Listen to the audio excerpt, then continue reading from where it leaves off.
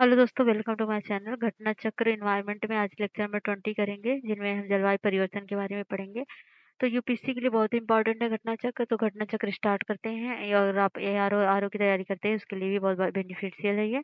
तो चलिए स्टार्ट करते हैं बिना टाइम वेस्ट किए हुए। स्टार्ट करने से पहले बस आपसे एक ही रिक्वेस्ट है कि इस चैनल को लाइक करिए, शेयर कर दीजिए और सब्सक्राइब कर दीजिए, और अपना फीडबैक भी कमेंट बॉक्स में जरूर दीजिए। चलिए स्टार्ट करते हैं।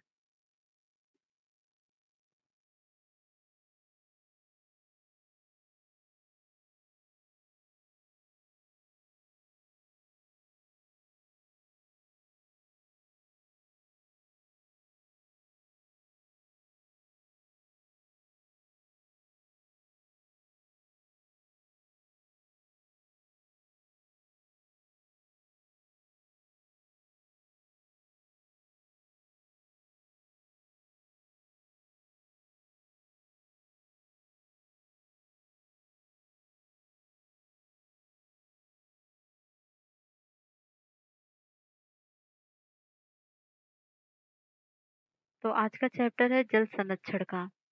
ठीक है, वाटर कंजर्वेशन। तो जल संरक्षण संसाधन क्या है, पहले ये जानेंगे। जैविक संसाधन जीव मंडल से प्राप्त किए जाते हैं, जिसे वन तथा पशु उनके से प्राप्त कर सकने वाले पदार्थ। तो विश्व जल दिवस प्रत्येक 22 मार्च को मनाया जाता है। और 1992 रियो डी जेनेरियो ने आयोजित संयुक्त राष्ट्र पर्यावरण में विकास सम्मेलन बैठक में स्वच्छ जल हेतु एक अंतर्राष्ट्रीय दिवस मनाने का निर्णय लिया था। और 22 मार्च 1993 को पहला विश्व जल दिवस मनाया गया था। यूएन वाटर नामक कार्यक्रम चलाया गया था। और 2021 में विश्व जल दिवस का मुख्य थीम था वैल्यूइंग वाटर। तो अभी क्या है आप बताएंगे। राजेंद्र सिंह को भारत के जल पुरुष के लोकप्रिय नाम से जाना जाता है। किसको? राजेंद्र सिंह को। राजेंद्र सिंह तरुण भारत संघ नामक गैर सरकारी संगठन के चेयरमैन है। और 2001 में इन्हें रेमन गैम्स से पुरस्कार एवं 2015 में स्टॉकहोम वाटर प्राइज दिया गया था। तो विश्व जल संरक्षण दिवस कब मनाया जाता है? तो ये मनाया जाता है 22 मई को। इसमें कहा गया भाई। तो ये 22 मार्च को ही ना, विश्व जल संरक्षण दिवस। विश्व जल संरक्षण दिवस 22 मार्च को मनाया जाता है। ध्यातव्य कि 1992 रियो जेनेरियो में 22 मार्च को तो है ऑप्शन। तो ठीक है। तो निम्नलिखित में से कौन सा जैविक संसाधन नहीं है? तो वह नहीं है शुद्ध जल। और इनमें से किस पर्यावरणविद को जल पुरुष के नाम से जाना जाता है? तो वो है राजेंद्र सिंह। तो जल प्रदूषण एवं रोकथाम के लिए पढ़ते हैं। तो आधुनिक जल प्रदूषण एक विकट समस्या है, और इसके रोकथाम के लिए जल को कई विधियों से जीवाणु रहित किया जाता है, जैसे ताप द्वारा, भौतिक कारक द्वारा, परावैंगनी विकिरणों और रेडियो द्वारा, आयन द्वारा और रसायनों द्वारा ऑक्सीकरण करके, ओजोन, आयोडीन तथा क्लोरीन के यौगिक द्वारा, और क्लोरेमीन जिसे NH2Cl तथा क्लोरीन डाइऑक्साइड ClO2 भी जल के जीवाणु मुक्त करने के हेतु प्रयुक्त किए जाते हैं। अब पराबैंगनी विकिरण के द्वारा भी जल का शोधन किया जाता है। तो यहाँ इस जल का शोधन करने की प्रक्रिया है। अशुद्ध जल को टैंक में भरते हैं, फिर फिटकरी द्वारा स्कंदन करते हैं, फिर भारी धातुएं और अघुलनशील पदार्थ पृथक हो जाते हैं, जिससे फिर 1 घंटे बाद क्या करते हैं, क्लोरीनेशन करते हैं, जिसमें क्लोरीन गैस के बुलबुले निकलते हैं। ये प्राइमरी डिसइंफेक्शन हैं।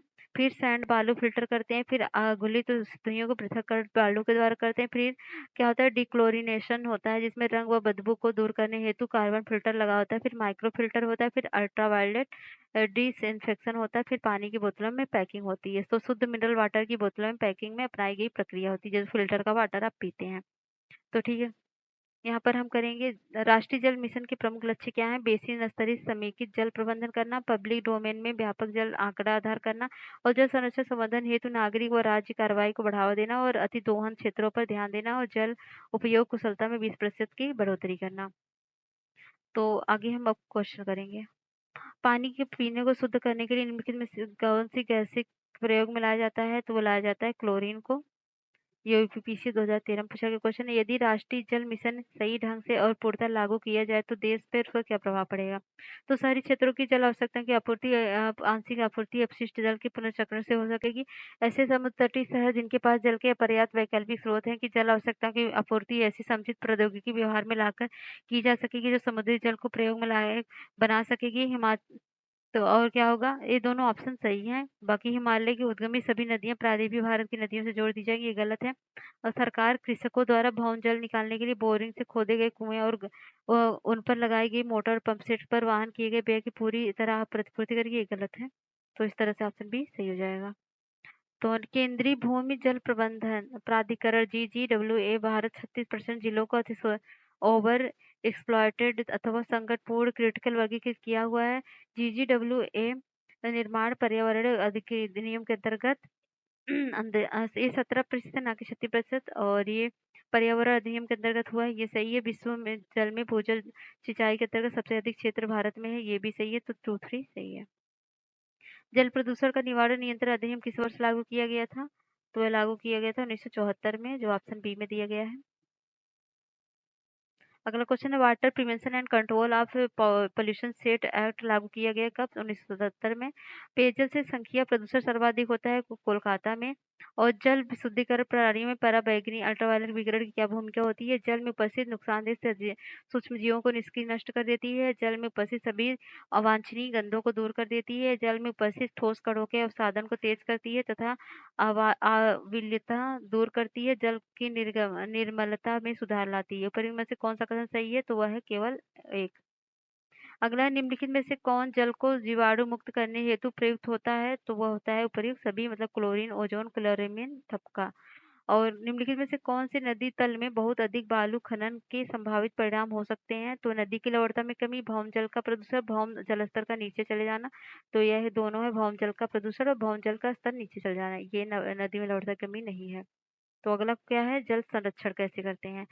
तो रेगिस्तान में पाए जाने वाले पौधों की पत्तियां हानि को रोकने के लिए कांटों में बदल जाती हैं और पत्तियों में बहुत छोटे छोटे असंख्य छिद्र होते हैं जो पौधों की जड़ों तथा जल अवशोषित करके और अतिरिक्त मात्रा को धीरे धीरे वातावरण में छोड़ते रहते हैं, जिन्हें रंध्र कहते हैं। तो यहाँ पर कुछ दिया गया है। झील दिया गया, संबंधित स्थल उनके राज्य दिया गया है। तो डल झील कहाँ पर? श्रीनगर जम्मू कश्मीर में है। चन्ना पटना झील हासन में है। बेलंदूर झील बेंगलुरु कर्नाटक में, ये दोनों झील कर्नाटक में है। और सागर रानी तालाब शिवपुरी झील मध्य प्रदेश में। पवाई झील सिद्धेश्वर कोराडी महाराष्ट्र में। पुष्कर झील अन्ना सागर झील अजमेर में है। पिछोला झील फतेह सागर झील उदयपुर में। और नक्की झील माउंट आबू और ऊटी कोडाईकनाल तमिलनाडु में है, जो राजस्थान में। ये सारे तीनों अजमेर उदयपुर आबू में, पुष्कर और इप्सन नक्की झील वगैरह यहाँ पर है। और ऊटी ऊटी कोडाईकनाल तमिलनाडु में। भूमताल खुरपताल और नैनीताल और नेकोचिया ताल ये उत्तराखंड में है। मानसी गंगा झील गोवर्धन में। और रामगढ़ ताल गोरखपुर में है। और लक्ष्मी ताल झांसी में। तीनों कहाँ पर? उत्तर प्रदेश में। वेली अकुलम तिरुवनंतपुर केरल में। ट्विन झील नागालैंड में है। बिंदु सागर झील उड़ीसा में है। और लक्ष्मी नारायण बारी झील त्रिपुरा में है। और रविंद्र सरोवर कोलकाता में है। मरीक झील दार्जिलिंग पश्चिम बंगाल में। मोती झील बिहार में है। अब देखेंगे झीलों में प्रदूषण नियंत्रण के उद्देश्य से राष्ट्रीय झील संरक्षण योजना नेशनल लैक कंजर्वेशन प्लान के तहत चुनी गई शहरों में क्षेत्रों में पड़ने वाली जलमग्न भूमियां इन झीलों की भोज मतलब मध्य प्रदेश, सूखना चंडीगढ़, पिछोला राजस्थान और उड़ीसा की चिल्का झीलें इनमें सम्मिलित नहीं है। ध्यातव्य कि NLCP के अंतर्गत उड़ीसा की बिंदुसार झील शामिल है। मरुस्थल क्षेत्रों में जल ह्रास को रोकने के लिए इनमें से कौन सा पर्ण रूपांतरण होता है? तो कठोर मोम पर्डी होता है। तो तो ये सही है। और लघु पर्ण तथा पढ़हीनता होती है। पर्ण की जगह कांटे होते हैं। ये पर्ण मीन्स पत्ती होती है। तो ये आप तीनों का ऑप्शन सही है। प्रदूषण नियंत्रण के उद्देश्य से राष्ट्रीय झील झील संरक्षण योजना के अंतर्गत जिन शहरों क्षेत्रों में पड़ने वाले जलमग्न भूमि को चुना गया वो कौन से हैं? तो भोज मध्य प्रदेश, सूखना चंडीगढ़, चिल्का उड़ीसा। चिल्का उड़ीसा की नहीं है, बाकी सब है। तो ये तीसरा नहीं है, बाकी ये तीनों हैं। पिछोला राजस्थान। तो ये डी ऑप्शन सही है। निम्नलिखित झीलों में से किसको अभी हाल ही में राष्ट्रीय झील संरक्षण परियोजना के अंतर्गत सम्मिलित किया गया है? तो वो ऊटी को किया गया है। और यहाँ पे झील दिया गया, कौन से कहाँ पर है ये पहले ही आपको बता दिया गया है। और गंगा संरक्षण देख लेते हैं हम। गंगा भारत की महत्वपूर्ण नदी है। गंगा को प्रदूषण मुक्त करने के लिए समय समय पर अनेक प्रयास किए गए हैं। राजीव गांधी की अध्यक्षता में 1985 में किया गया था पहला प्रयास। और वर्तमान में राष्ट्रीय नदी संरक्षण मतलब NRCA के नाम से जाना जाता है। इसके अध्यक्षता प्रधानमंत्री होते हैं। ध्यातव्य कि NRCA का उद्देश्य प्रदूषित नदियों के किनारे विभिन्न शहरों के प्रदूषण उपशमन कार्यों के जरिए नदियों के जल की गुणवत्ता को सुधार करना है। इनके तहत निम्नलिखित कार्य किए जाएंगे।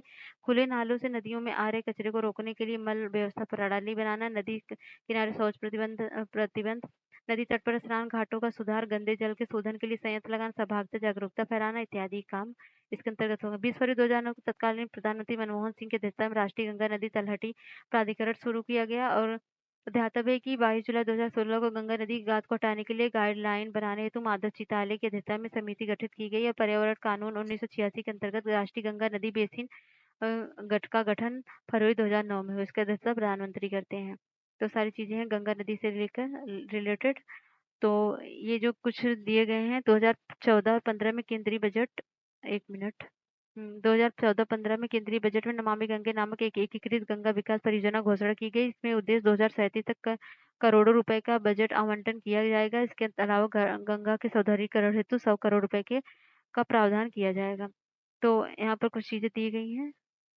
तो निर्मल धारा नगर पालिका द्वारा सीवेज प्रबंधन सुनिश्चित करना, निर्मल धारा ग्रामीण क्षेत्रों का सीवेज प्रबंधन, निर्मल धारा औद्योगिक अपशिष्ट प्रबंधन, अविरल धारा इत्यादि। गंगा कार्य योजना प्रथम चरण 1985 में आरंभ हुआ। यमुना कार्य योजना तथा गोमती कार्य योजना को अप्रैल 1993 में गंगा कार्य योजना द्वितीय चरण के तहत अनुमोदित किया गया। यमुना कार्य योजना का प्रथम चरण 1993 से 2003 तक कार्यान्वित किया गया। ये सारी कुछ डेटा है, इसको आप पढ़ लीजिए। तो गंगा कार्य योजना का प्रथम चरण द्वितीय के तहत और 1985 चरण अनुमोदन में, यमुना एक्शन प्लान 1993 में, फिर प्रथम चरण 1993 में प्रारंभ हुआ, द्वितीय चरण 2004 में और तृतीय चरण 2016 में प्रारंभ हुआ। आगे हम क्वेश्चन के थ्रू सब कर लेंगे। इनमें से किस वर्ष भारत सरकार द्वारा केंद्रीय गंगा प्राधिकरण का गठन किया गया? वो किया गया था 1985 में। भारत में केंद्रीय गंगा प्राधिकरण की स्थापना 1985 में। केंद्रीय बजट 2014 में समन्वित गंगा संरक्षण अभियान को क्या कहा गया? तो वह नमामि गंगे। और राष्ट्रीय गंगा नदी बेसिन प्राधिकरण का गठन किया गया कहाँ पे? तो वह फरवरी 2009 में किया गया। झारखंड राज्य गंगा नदी संरक्षण प्राधिकरण कब गठित हुआ? तो ये 2009 में। और गंगा नदी डॉल्फिन समष्टि हास के लिए शिकार चोरी के लिए अलावा क्या संभव कारण है? नदियों में बांधों का बराजों का निर्माण करना, ये सही है। नदियों को मगरमच्छों की समाविष्टि वृद्धि, ये गलत है। संयोग से मछली पकड़ने में जाल में फंस जाना, नदियों के आसपास की फसल खेतों में संश्लिष्ट उर्वरकों और अन्य कृषि रसायनों का इस्तेमाल, तो ये भी सही है। तो ऑप्शन सी सही हो जाएगा। तो यहाँ पर एक्सप्लेनेशन दिया गया, पढ़ सकते हैं। यमुना एक्शन प्लान औपचारिक रूप से प्रारंभ किया गया था कब? तो 1993 में। और निम्नलिखित में से कौन से राष्ट्रीय गंगा नदी बेसिन प्राधिकरण national Ganga river basin authority की प्रमुख विशेषता नदी बेसिन योजना एक प्रबंधन की इकाई है? और क्या है? यह राष्ट्रीय स्तर पर नदी संरक्षण प्रयासों की अगुवाई करता है, ये भी। तो ये दोनों सही है। वर्ष 2009 में भारत में स्वच्छ गंगा के लिए निम्न स्थापित किया गया था क्या? तो ये राष्ट्रीय गंगा नदी तलहटी प्राधिकरण। अब विविध करेंगे हम। तो विविध में करेंगे एजेंडा 21 व अन्य विषय। तो एजेंडा 21 सतत विकास के संदर्भ में संयुक्त राष्ट्र की गौरतलब स्वच्छ कार्य योजना, उसका उद्देश्य 21वीं सदी में पर्यावरण विकास को संरक्षित करना है। और कार्य योजना 1992 में ब्राजील के रियो डी जेनेरियो में पर्यावरण एवं विकास पर संयुक्त राष्ट्र सम्मेलन के दौरान सृजित की गई थी। यह 300 पेज का दस्तावेज, इसमें 40 अध्याय 4 वर्ग में समाहित है। Organisation for the prohibition of the chemical weapons of OPCW, रासायनिक आयुध मतलब केमिकल वीपन्स कन्वेंशन की कार्यान्वयन संस्था, यह 1997 लागू हुई थी। इसका मुख्यालय द हेग नीदरलैंड में है। इसका OPCW 1993 देश शामिल हैं जो विश्व को रासायनिक हथियारों से मुक्त करने हेतु प्रतिबद्ध है। तो इस तरह से कुछ इसमें डेटा दिए गए हैं। तो हम क्वेश्चन थ्रू इसको सॉल्व कर लेंगे, सब आ जाएगा। निम्नलिखित में से कौन सी एजेंडा 21 की सही परिभाषा है? तो ये परिभाषा है 21वीं सदी में विश्व पर्यावरण संरक्षण हेतु एक कार्य योजना तैयार करना। एजेंडा 21 किस क्षेत्र से संबंधित है? तो सतत विकास संबंधित है। और एजेंडा 21 कितने समझौते हुए हैं? तो 4 समझौते हुए हैं। एजेंडा 21 सतत विकास संयुक्त राष्ट्र की गैर बाध्यकारी स्वेच्छा से लागू की जाने वाली कार्य योजना है। यह 300 पेज और 40 दस्तावेज है। इसमें 4 वर्गों में बांटा गया है। उत्तर प्रदेश लोक सेवा आयोग में प्रारंभ में इस कुंजी में प्रश्न के उत्तर को बी चुना था, बाद में इसको सही किया था। एक मार्क एक्ट भारत में कब लागू हुआ था? तो 1937 में। एक मार्क एक agricultural produce grading and marketing act वैधानिक रूप से 1937 में अस्तित्व में आया। तो मोटर वाहनों के टायरों और ट्यूबों के लिए भारतीय मानक ब्यूरो BIS का मानक चिन्ह अनिवार्य है। एक मार्क खाद्य एवं कृषि संगठन FAO द्वारा जारी किया जाता है, तो पहला सही है। FAO द्वारा जारी नहीं किया जाता है, इंडियन स्टैंडर्ड इंस्टीट्यूट की स्थापना के साथ शुरू हुआ। और इसको जो है इसका संपत्तियों की देनदारी के लिए AICI द्वारा जारी किया जाता है। एक मार्क DMI एक गुणवत्ता प्रावधान विपणन रजिस्टर है 1935 कृषि और मतलब इसके अंदर एक इंतजार वाला नहीं बल्कि भारत सरकार विपणन एवं मतलब निरीक्षण निदेशालय DMI द्वारा जारी किया जाता है।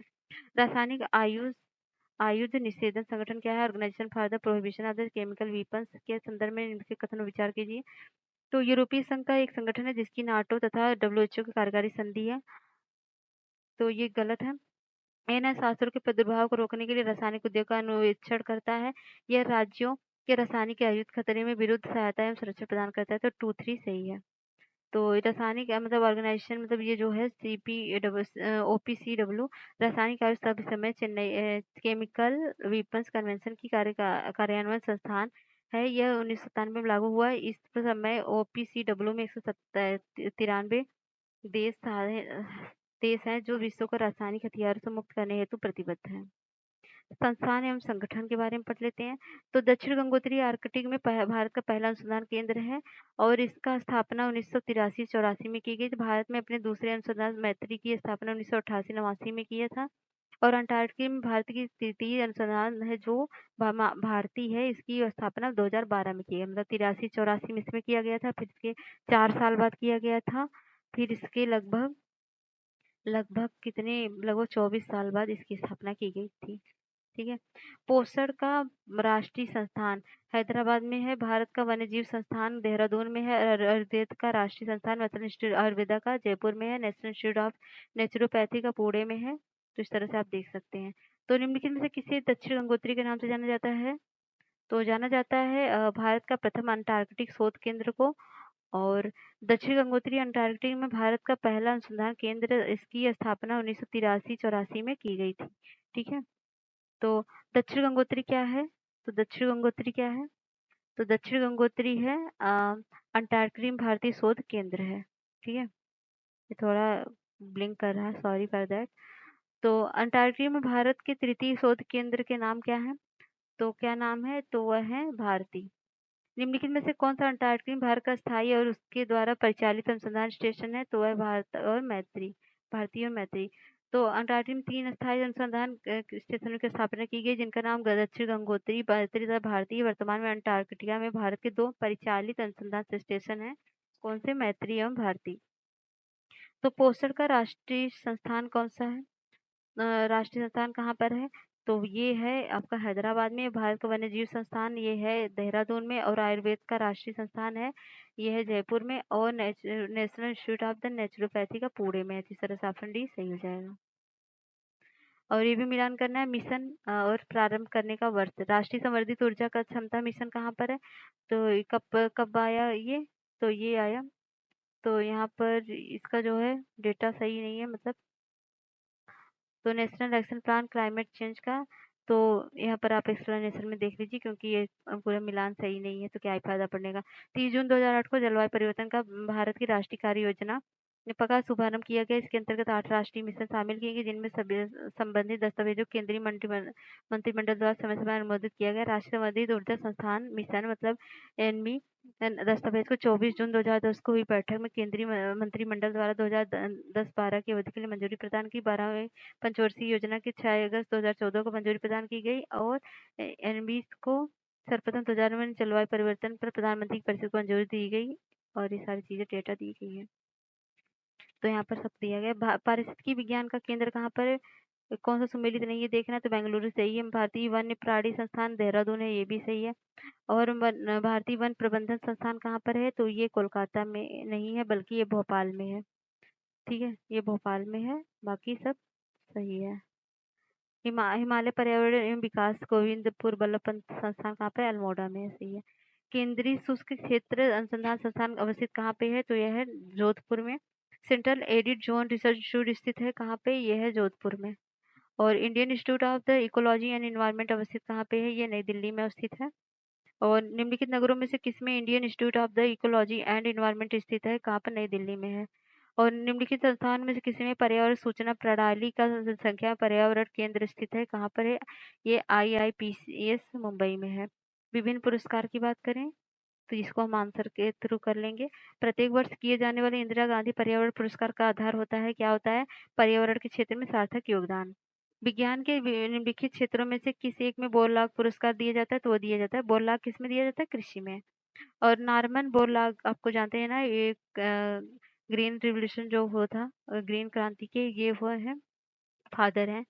तो ये विश्व के तो किस क्षेत्र में नोबेल पुरस्कार प्रदान किया जाता है? तो शांति का प्रदान किया जाता है। तो नॉर्मल बोरलॉग पुरस्कार किसके लिए दिया जाएगा? शांति के लिए थोड़ी ना दिया जाएगा। बोरलॉग पुरस्कार दिया जाता है कृषि के लिए।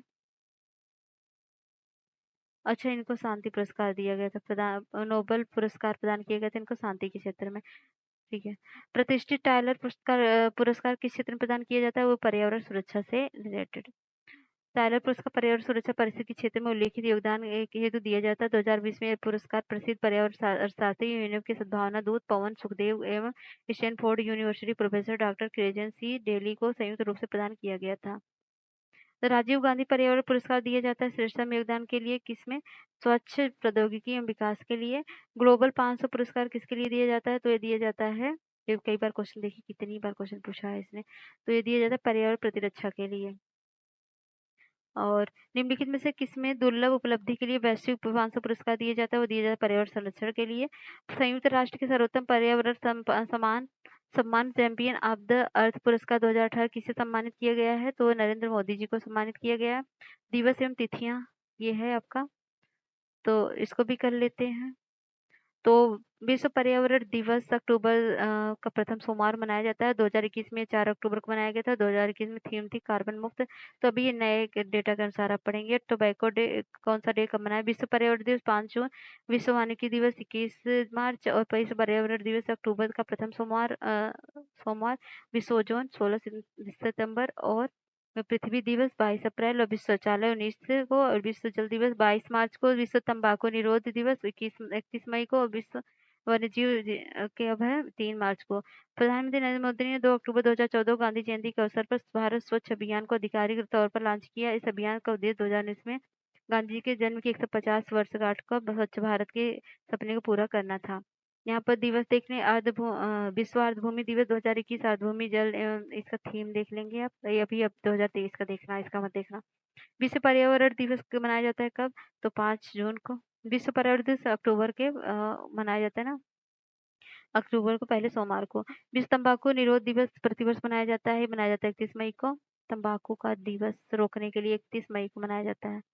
और 19 नवंबर को निम्नलिखित में से किस दिवस के रूप में मनाया जाता है? तो मनाया जाता है विश्व शौचालय दिवस के रूप में। ये यूपीपीसीएस ने क्वेश्चन पूछा था। विश्व पर्यावरण दिवस 2018 का मुख्य विषय थीम क्या थी? तो यह थीम थी प्लास्टिक प्रदूषण को समाप्त करो। और ये मिलान करना है। विश्व पर्यावरण दिवस 5 जून। विश्व पर्यावरण दिवस 4 अक्टूबर को था ना, तो ये ऑप्शन हो जाएगा। ये ऑप्शन आपका होगा। 10 अक्टूबर को पड़ा था। विश्व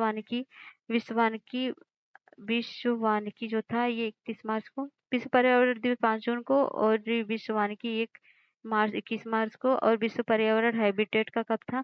तो ये था 4 अक्टूबर को और विश्व ओजोन 16 सितंबर। इस तरह से ऑप्शन डी सही हो जाएगा। और यहाँ पर देख सकते हैं अंतर्राष्ट्रीय पृथ्वी दिवस कब मनाया जाता है? तो मनाया जाता है 22 अप्रैल को।